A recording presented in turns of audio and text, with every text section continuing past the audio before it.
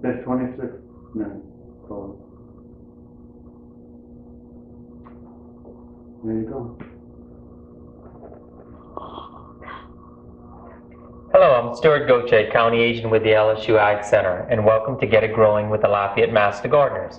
Today we're going to be tackling a problem that we get a lot of calls about, and that's nuisance wildlife in the Lafayette area. And to help us with that problem, we have a couple of guests here today. We have Dr. Don Reed, who's our wildlife specialist with the LSU Ag Center, and we have Ms. Janae Foley, who works a lot with our nursery beds and our plant propagation. I thought we'd start off by thanking the public for coming out to our recent fall plant sale. And Janae would like to give a little update on what we're planning to do with some of those proceeds with our very successful sale. Thank you, Stuart. As you know, the Lafayette Parish Master Gardeners are a nonprofit organization.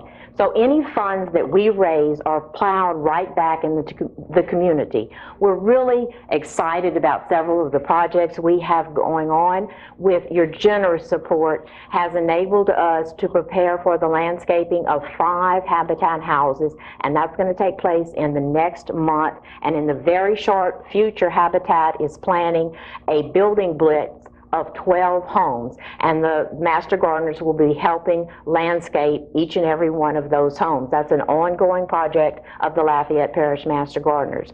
We've also been supplying community gardens with plants. We are donating a nice selection of butterfly plants to the Lafayette Middle Butterfly Garden. We've been buying components for our enabling gardens, which with funds raised through the various plant sales, and we'll be starting to actually build that garden in the very near future. And we're also proud that we have compiled a collection of native plants that at the end of this month will be donated to Pecan Island to help them regreen after Hurricane Rita. So thank you again for your continued support of our plant sales. We are this weekend, Saturday, October the 7th, having a plant sale, a little clean out the greenhouse plant sale. We have many quality plants left over. If you were looking for a few plants to complete your fall garden, please drop by the greenhouse at the Ira Nelson Center Saturday from 8 to 1. Many of these plants are on deep discount, but they're quality plants, so we hope to see you there. Okay, one of the big calls that we get when we have calls on nuisance wildlife is squirrels. And squirrels in the Lafayette area have become a huge problem because everybody's feeding them. We're developing just abnormally high levels of squirrels, much higher than they would ever occur in nature, just because we're putting so much food out there. And so we thought we'd start out by asking Dr. Reed, what can we do about squirrels? Is there a problem around our home? Well, first of all, Stuart, not only in the Lafayette area, that's probably the #1 call that I get statewide as far as the nuisance wildlife goes, is with homeowners dealing with squirrels. And for a big a problem as it is, it's really an easy problem to solve because they're very easy to live trap. And all you have to do if you're a homeowner is buy you one of these wire cage live traps. Make sure you get one that's the correct size for a squirrel, and they sell them in various sizes. And you bait it with a whole pecan. That's probably the best bait that you could use. And another trick that really works well is when you're setting this trap out, don't bait it initially. In other words, set it out right where you're going to be trying to catch these squirrels, and put the bait on the outside of the trap. In other words, let that squirrel come there and pick up that pecan for a day or two. And then once he's used to doing that, he's accustomed to coming there and doing that, then you bait the trap, and he'll generally go right in, and they're easy to catch. And once you catch them, then of course they can be released. Are there any organizations that will loan you a trap? Do you know? I don't know of any that'll loan you. There's organizations you can rent them from. Okay. Yeah, there's some numbers you can call the Ag Center, the LSU Ag Center office, and they can give you some numbers. There's some agencies that will loan some of these live traps, and they loan for a month at a time at a very reasonable price. And if you're a homeowner and you're going to be dealing with the problem constantly, you're probably better off just purchasing one because they're not very expensive. And I know with squirrels, a lot of times it's much more of a problem than we ever expect once we start trapping them. I know there's a retired county agent who thought he had a couple of squirrels in his backyard. He started trapping them. He trapped over 100. So sometimes it's surprising how many you can have in a neighborhood. And this is the time of year where pecans are starting to fall, and I know that's one of our big calls at the office. you know, a lot of times all the pecans get eaten by the squirrels in the neighborhood before they ever get a chance to hit the ground. And we get a lot of calls on dead branches in trees. And a lot of people don't realize that, especially pecan and oak trees, a lot of the branches will get girdled and bark will get stripped off during the summer months, and that will kill that branch. And you'll see these clumps of dead brown branches in the trees when you have a tremendous squirrel population problem. Once we trap them, how far should we release them? Well, you want to go probably at least 2 miles from your residence where you caught them, and the only other stipulation is you have to, if you're going to release it on someone else's property, you have to have permission. What most people do is they'll go to a public park or a public area and release them, but if you are going to go on someone else's property, you have to have permission to do so. Do you think people really should reconsider feeding squirrels? Well, it's one of those things, a lot of people do that, and that has a tendency to attract squirrels around a house, and if you do that, you have to be ready to probably suffer the consequences, because they're going to get into more things than just that feed that you have there for them. You know, Stuart mentioned a lot of things that they get into, but people don't realize they'll chew on wires, causing, you know, possible electrical shorts and just safety hazards. They'll get on the tops of houses, and I've seen where they'll chew the lead vent pipes, and, you know, cause problems with that. So it's just not only their eating habits, but they like to gnaw, and that just gets some crossways with people as well. And I know that, you know, one thing, a lot of people feed birds, and sometimes that ends up creating a squirrel problem. Or is there anything we can do if we're trying to feed birds but we don't want to have a squirrel problem? It's real hard, because any type of bird feeder you're going to put out there, a squirrel is going to pretty much either have access directly to it, or what the birds spill, you know, they'll go in there and feed behind it. So the best way, like I said, is to stay on top of the squirrels and try to reduce their population, and then, you know, have your bird feed out to feed the birds. And realize, you know, 1 in 2 squirrels are cute, but 1 in 2 squirrels is quickly going to turn into 4 and 6 and 18 and 32 right. squirrels. And this time of year, because I have 2 population peaks in squirrels. They have a spring litter, which that's those young now pretty much are raised, but then you also have a fall litter. So you have young coming out of the nest right now.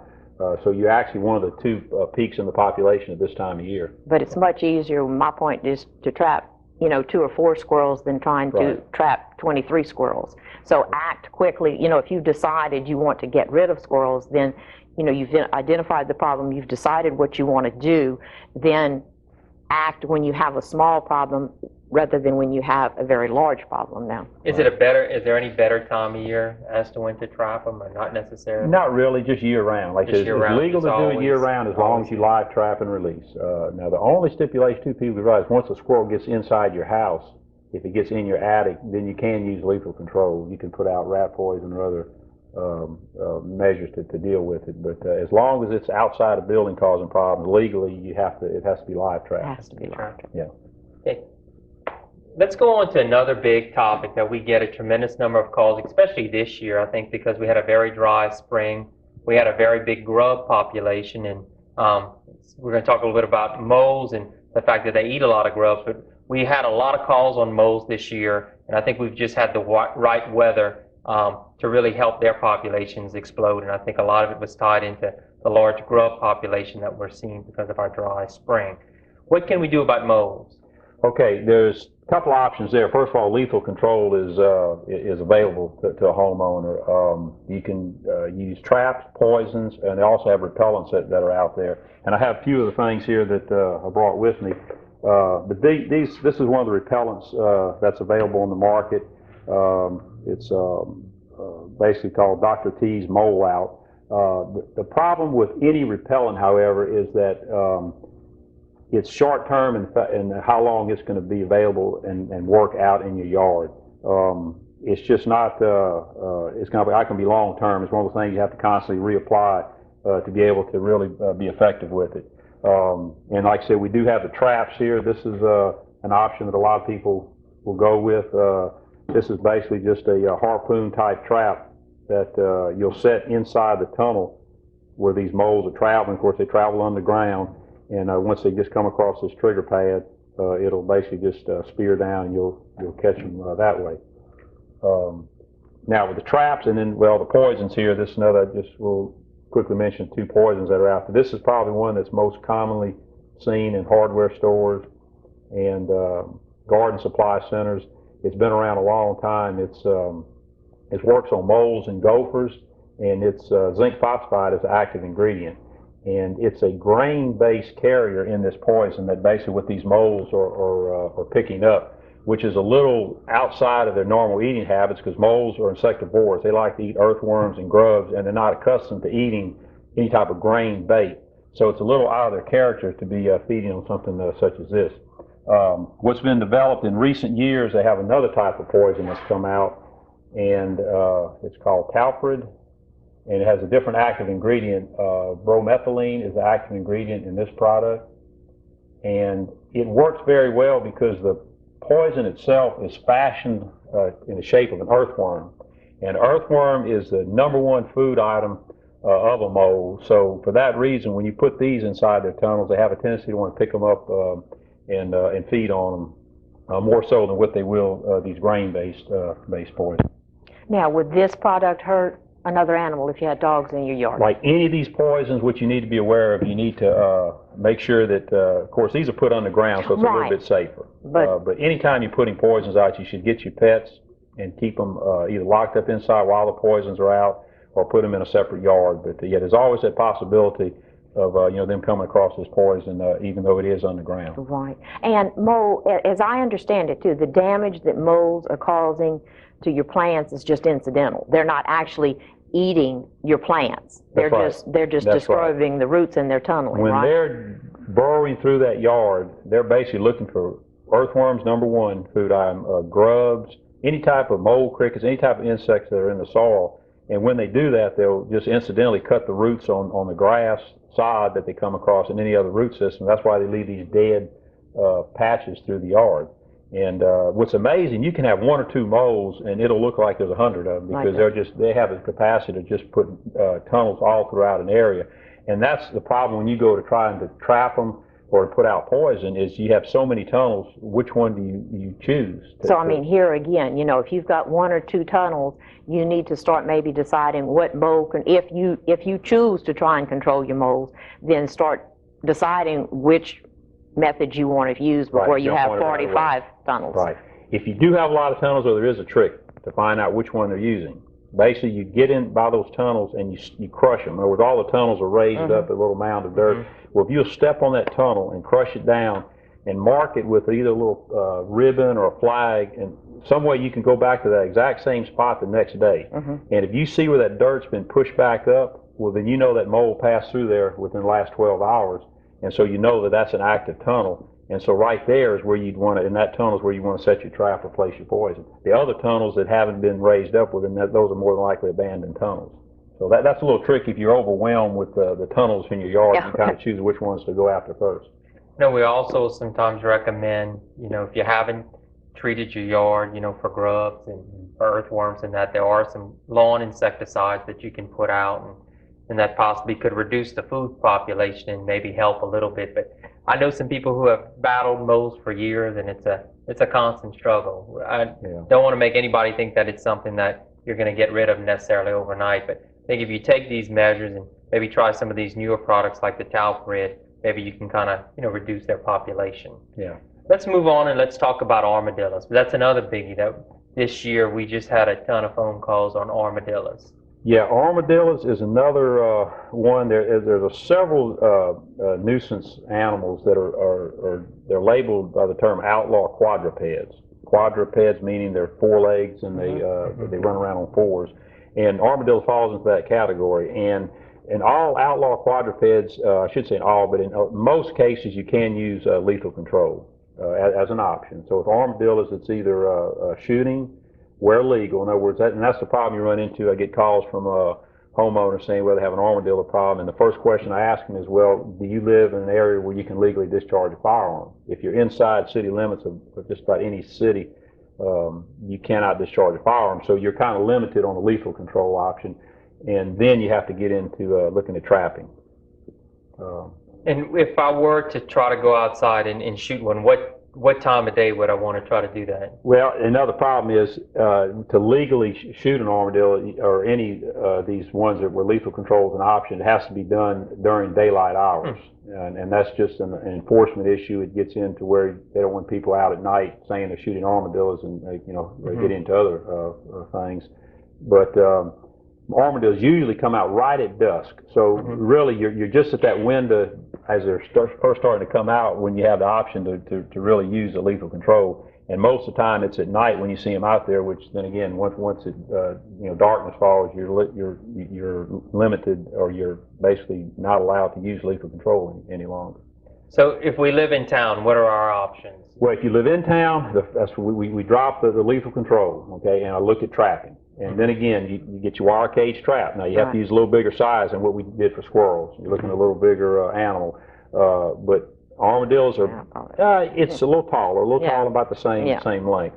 But armadillos are fairly easy to trap because you can set the trap in an area where they're doing the damage, and more likely they're going to come back and feed. Once they found an area that has a lot of and earthworms again is their number one food item. Earthworms and mole crickets. Set that trap in an area, and we're going to put two what they call wings on it. Get you two boards and set it out in a V-shaped fashion where it sort of funnels into the head or the opening of that trap. And what happens a lot of times, you see, and you stand your boards up on edge, when those armadillos are in there feeding, they'll hit the edge of that board and they'll have a tendency to follow it right into the trap. And I've caught them before without even using bait. It's just basically they walk into the trap. Now, can they drag a trap away? No, once they get in these live traps, once they close, you've pretty much got him then. He may be banging around inside, but he actually can't move the trap. Okay. Right. And you mentioned a little bit that that you really don't need any bait for the most part. Does it help to try to bait a trap for an armadillo? Some people like the bait, and I'll say you can use overripe fruit. That's probably overripe fruit. Yeah, get you an apple or a pear or even a banana, but something that's overripe and has a little bit of smell to it, and sometimes that'll help attract them. And the same thing, their damage is incidental damage. Exactly. I tell people they're not in your yard to cause you problems. Right. They're in there to feed, and in their feeding, they're looking for these insects and grubs and earthworms, and of course they leave all the little divots in your yard. Fairly easy to spot when one's been around. Right. And if you've got new plants in a bed, I've had them actually, before a plant has time to establish a root system, I mean, they, in burrowing, can kick those plants right out of a loomy soil. So. Right. Yeah, we tend to get a lot of calls during dry weather when I guess their food supply gets scarce, and they'll start getting in our flower beds because that soil is loose and fluffy and moist. And we're watering it. Right, yeah. It's very attractive. I tell people when you have an armadillo in your yard or moles, it generally means you're a good gardener or a good yard person because you've taken care of things and you've got a good ideal habitat for them to operate in. How about possums? Possums, generally the same situation as armadillos. I kind of label armadillos, possums, skunks, raccoons, all in that outlaw quadruped where it's illegal to shoot them if you can legally discharge a firearm, but if you can't go that lethal option, then go with trapping. And what are we going to bait our trap with? For possums, probably the best thing you can use is cat food. It's easy to obtain, sardines, any type of smelly type product will attract a possum. And raccoons and probably raccoons, too. Same thing. Yeah. And what's good about these live traps, you catch a neighbor's cat, or we call a non-target, you can easily just release it without problem. So you're not causing any harm. If you have a certain number of, can you get permitted to shoot nuisance wildlife during the daytime? Is there such a... You mean during night? At night? No, I'm talking about during the daytime. If you have, I'm sure if you have a pecan orchard, you can get special permission to, but what about for a homeowner who just has a little small orchard? Is there any kind of permit? No, but you hit the only exception with squirrels is where you have, like you said, a pecan orchard. If you're a commercial pecan grower and you have squirrels coming into that orchard, well then legally you can shoot, and use lethal control on squirrels. But that's the problem. Homeowners don't have that option. Homeowners are really limited. Have to go with the trapping. Okay. Let's just kind of change gears and we'll talk about amphibians and reptiles. I know that a lot of people don't realize that some people actually have a lot of trouble with frogs and toads. They do, and they get a lot of calls on that, and they mistake droppings of frogs and toads a lot of times from mice. Mice, sometimes they don't know what they have. They see the little black droppings on their carports and their patios. And I tell people it's very easy to tell, well, first of all, what you're dealing with, because you got to attack the problem differently depending on what it is. Any type of mice or rat droppings, which rat droppings, of course, are much larger, but mice droppings and toads and frogs are about similar sized droppings. Well, if you analyze those dry droppings real closely, if it's a gecko, a frog, or a toad, you can see little shiny particles in those droppings. And basically what that is just the insects that they've eaten, and it's passed out in those droppings. Any type of rodent, like a mouse, is going to have little hair in those droppings because they're constantly licking themselves, and of course that's picked up and then passed through.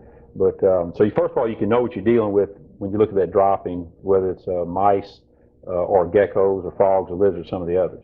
And if it is geckos, frogs, and toads, people have all sorts of ideas on how we're going to kill these things. Well, what I tell them, there's nothing legally labeled to deal with frogs and toads and geckos. Okay, you can't legally use anything that's lethal, but the simplest thing to use, and you can get these at any garden center or a hardware store, is these glue boards. These two are stuck together here, but basically they're just two boards with a sticky substance on it that you put it along a wall where they're causing a problem, and the frog, the gecko, the toad, they basically just get stuck on, and then you can just pull them off and take care of them that way. What is the problem? The numbers of them to people, or they're getting in a home? Well, with the frogs and toads, I've had calls just from the noise factor. I mean, they literally just when they go to singing and from that standpoint alone, and then the droppings too that they leave. It annoys. But you have to keep in mind they're there for a reason, and a lot of times if you have, I know a lot of people have these aquatic gardens and ponds, and a lot of times that's when I say they say they call and say they have a big problem with them. Well, that's the first thing they say. Yeah, we do have an aquatic garden. Well, you've got habitat there. You're attracting these frogs and other animals, and so you have to be aware of things that you're doing that possibly helping add to the problem as well. I know we've had a lot of calls this week on snakes, and in particular rat snakes and mostly non-poisonous snakes, but a lot of people don't understand that even though you live in downtown Lafayette, you can still have snakes. Right, you can, and we get calls on snakes too. And this is, then again, how do you deal with it once they get in your house? Well, this is something that you can purchase. Then again, garden centers carry it. It's basically, it looks like a flat box, but this opens up. And there's a little tab that basically will hold it open just right here. Okay, like this. And you put this in a corner, and you see by the name it's called Snake Guard. Well, all this is basically a box which it's enclosed, and once that snake gets inside of it, there's a little tab that you can pull off, and guess what's inside? Glue boards. Yeah, same thing as what we have for the geckos and the frogs. The snake crawls inside, he gets stuck on that glue board, and then you can dispose of them. Now, how do you get the snake in the box? Well, he goes in himself. Snakes they like dark corners, and what happens is when you set this thing in a room where you've seen a snake, and you put on a lot of lights. Well, you just basically, you leave it there in that corner, and he's going to eventually crawl into it because he likes that dark corner kind of trying to hide. But yeah, you see, if it's me, I don't want him eventually crawling. I want him in there quickly. Well, and I would guess most women... Yeah, most of our snake callers are pretty frantic. Why are they getting in our homes? Why do we have snakes? Well, usually you're not sealing up your weather seals around your doors, your weather strip, and something's there that's not good sealed tight that's allowing them to get in. Okay, but you have to ask the question, what are they doing around your house? And because they have to get around the house before they can get inside, and then again, you're getting back to habitat conditions. Everybody likes gardens, and we all like to see them, but if you have a really what I call a cluttered or a busy garden with lots and lots of different things, you're providing habitat for those snakes to be in that area. Basically, just it gives them cover, it gives them a place to find food. Once they get there, if they find an opening in your house, they can go in. Are they after rodents? Well, sometimes that's why they actually, you have this cover, you're actually going to have rodents around there, and a food source means that snakes will follow closely behind. I know we're kind of running down on time for this show, but I know there were a couple of other things that we wanted to just kind of touch on. Birds. Birds, that's a real tough one because most all birds are protected. local level, the state level, and even the national level. I mean, we've got lots, which is good because Right. we have lots of songbirds we like to see. And for that reason, about the only lethal control you can use with birds if you have blackbirds or English sparrows or starlings or pigeons. Those are the only ones. Any other type of bird that's causing you problems, these little things right here, metal projections, there's different names, metal tights, one of them, there's different types of names, but they all work about the same way.